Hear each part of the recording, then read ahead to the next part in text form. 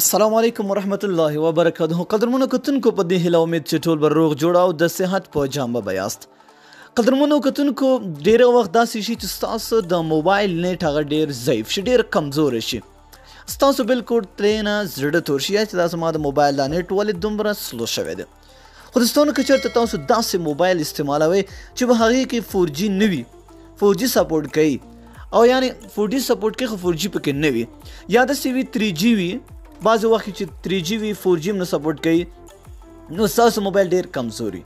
دوستانو په دغه ویډیو کې زه تاسو ته وایم چې څنګه تاسو کولی شئ چې د خپل موبایل نیټ هغه نور هم سپیډ کړي، یعنې تیز کړي.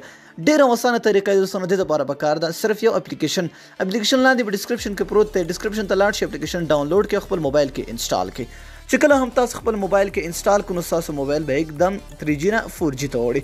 دوستانو که تاسو چېرته فکر دلته وکړئ زه خپل موبایل سیټینګ ته ځم نو بعضې ډېر موبایلونو کې دا سیټینګ موجود وي، نو وګورئ دلته راځو کنیکشن ته راځو، بیا موبایل نیټورک ته لاړ شئ، دلته وګورئ دوستانو تاسو ته ښکاري دلته LTE 3G 2G آټو ریکنیکټ، دا وګورئ که چېرته دا 3G کې وي دا 3G شي، که چېرته دا LTE کې وي صحیح ده نو دا LTE شي، بعضې موبایلونو کې دا LTE نه وي.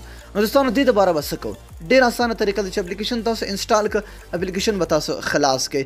ګورئ چې کله هم تاسو اپلیکیشن خلاص کړئ دوستانو دلته به تاسو راشئ، دلته دغه اولني باندې کلیک وکړئ. تاسو چې کله هم په دې کلیک کړئ دوستانو تاسو به دلته ډېر زیات آپشن راځي، صحیح ده. نو دې نورو کې تاسو بالکل ګوتې مه وهئ، کیدای شي تاسو د موبایل سیټینګ نور هم خراب شي، دې کې هیڅ ګوتې هم تاسو مه وهئ. دوستانو تاسو سمپل دلته راشئ LTE، دغلته به تاسو دا وګورئ دلته ډېر زیات آپشن دي، که چېرته ستاسو موبایل 2G وي 3G وي نو بیا په دې تاسو پرېښودلی شئ. نو ګورئ دلته لاندې تاسو راشئ، اوس ما سره وای فای لګېدلی ده ځکه هلته صحیح نه ښیي. نو دوستانو تاسو به همیشه دغه سلیکټ کوئ،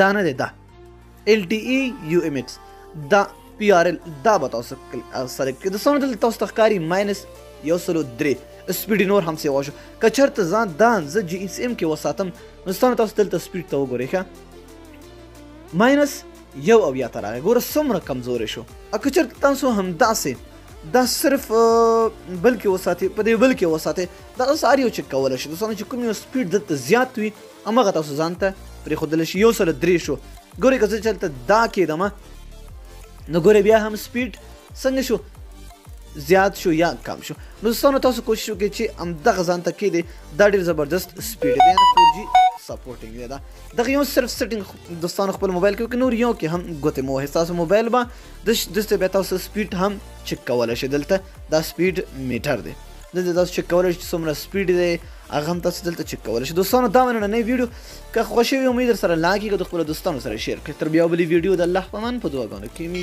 یاد